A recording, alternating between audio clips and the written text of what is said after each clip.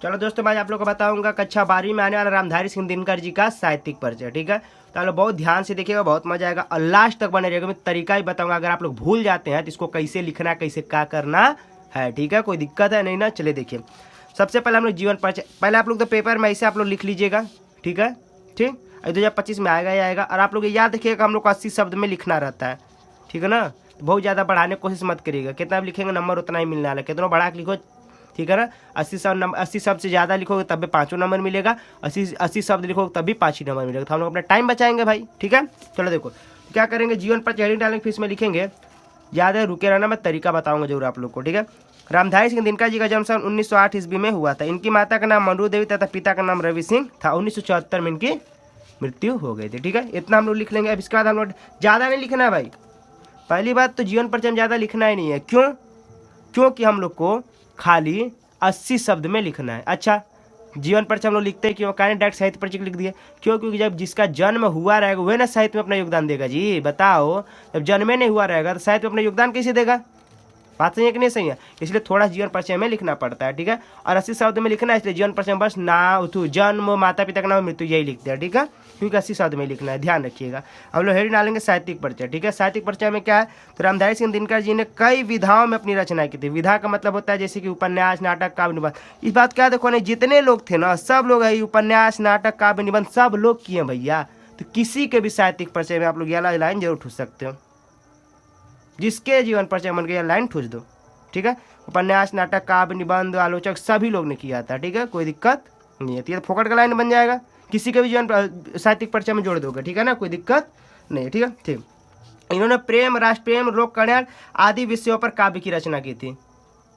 ठीक है ना, जो रामधारी सिंह दिनकर जी हैं, आदि सब क्या किए थे, राष्ट्र प्रेम, लोक कल्याण के लिए रचना पे काव्य किए थे। ठीक है, अब देखो, रामधारी सिंह दिनकर जी को उर्वशी के लिए ज्ञानपीठ पुरस्कार से सम्मानित किया गया था। रामधारी सिंह दिनकर जी को उर्वशी के लिए ज्ञानपीठ पुरस्कार से सम्मानित किया गया था। ठीक है, इन्होंने साहित्य क्षेत्र में महत्वपूर्ण, ये तो भाई सबका फोकट का लाइन बताया था ना, किसी के भी साहित्यिक परिचय में हम लोग ये लाइन अवश्य जोड़ सकते हैं कि इन्होंने साहित्य के क्षेत्र में महत्वपूर्ण योगदान दिया था। कोई दिक्कत है जी? बोलो ना यार, कोई दिक्कत है नहीं ना? किसी के में भी यह लाइन आप लोग जोड़ सकते हो। महादेवी वर्मा हुआ, जयशंकर प्रसाद हुआ, वासुदेव सड़क, जो भी हो, सब में ये जोड़ सकते हो कि इन्होंने साहित्य के क्षेत्र में अपना महत्वपूर्ण योगदान दिया था। ठीक है, और इसके बाद कृतियाँ, देखिए ये भी लाइन सबके में फोकट है भाई। किसी के में भी यार लाइन में आप लोग जोड़ सकते हो साहित्यिक परिचय में, लिख देना इन्होंने अनेक कृतियाँ की रचना की, जिनमें से कुछ यह हैं। ठीक है ना, आराम से जोड़ सकते हो। ठीक है, जैसे उर्वशी, हुंकार, रेणुका। ठीक है, अब देखिए इसको हम लोग याद करने का तरीका बताते हैं। ठीक है, देखिए ज़्यादा कुछ नहीं करना, बस एक शॉर्ट एनालिसिस हम लोग को बनाना है, काम हो जाएगा। देखो हम लोग शॉर्ट एनालिसिस बना लिए हैं। ठीक है ना, देखिए अब क्या करेंगे, बस अगर शॉर्ट में से बना लेंगे, आप लोग कुछ नहीं करना, बस इसी में छाटना है तो इसी में छाट दिया हूँ आप लोग को। अगर आप लोग को ये याद है तो आप लोग को पूरा समझ लीजिए, पूरा साहित्यिक परिचय याद है, कुछ नहीं करना, बस अगर ये याद है साहित्यिक परिचय याद है। देखिए मैं कैसे बताता हूँ। रामधारी सिंह दिनकर जी के बारे में चल रहा है। ठीक है, देखिए रामधारी सिंह दिनकर जी का जन्म 1908 ईस्वी में हुआ था। कहाँ हुआ था? मारो गोली भैया, साहित्यिक तो जीवन परिचय कम में लिखना रहेगा इसमें। ठीक है, ठीक। तो रामधारी सिंह दिनकर जी का जन्म 1908 ईस्वी में हुआ था। रामधारी सिंह दिनकर जी के माता का नाम मंडू देवी तथा पिता का नाम रवि सिंह था। है कि नहीं? ये बोलो, याद हुआ इतना? ठीक। फिर लिखो रामधारी सिंह दिनकर जी का जन्म मतलब मृत्यु 1974 ईस्वी में होगा। इतना याद हुआ कि नहीं हुआ? अभी साहित्यिक वाला पार्ट आ गया, क्या लिखोगे? रामधारी सिंह दिनकर जी ने उपन्यास, नाटक, काव्य, निबंध प्रकार की रचनाएं की थी। इस सबके में लाइन ठूस सकते हो, बोले थे कि नहीं बोले थे?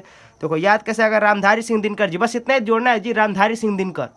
अब ये लिख बोल देना पूरा, रामधारी सिंह दिनकर जी उपन्यास, नाटक, काव्य, निबंध पे रचनाएं किए थे। फिर लिखोगे रामधारी सिंह दिनकर जी को उर्वशी के लिए ज्ञानपीठ पुरस्कार दिया गया।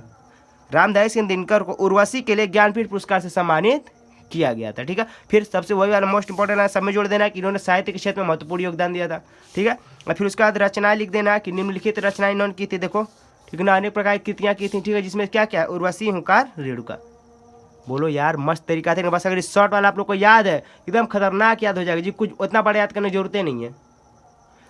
पहली बात तो 80 शब्द में लिखना है, इतना सबको पता है, और 80 शब्द से ज़्यादा ही हो जाएगा, जितना है ना 80 शब्द से ज़्यादा ही हो जाएगा। ठीक है ना, तो आप लोग याद है 80 शब्द लिखेंगे तब भी 5 ही नंबर मिलेगा, 80 शब्द से ज़्यादा लिखेंगे तभी 5 ही नंबर। तो हम लोग अपना टाइम बचाएंगे। ठीक है, कोई दिक्कत है? आई थिंक आप लोग को समझ में आ गया होगा। तो लाइक कर दीजिए, शेयर कर दीजिए और सब्सक्राइब भी कर दीजिए। वो तो बोलना ही भूल जा रहे हैं यार हम तो।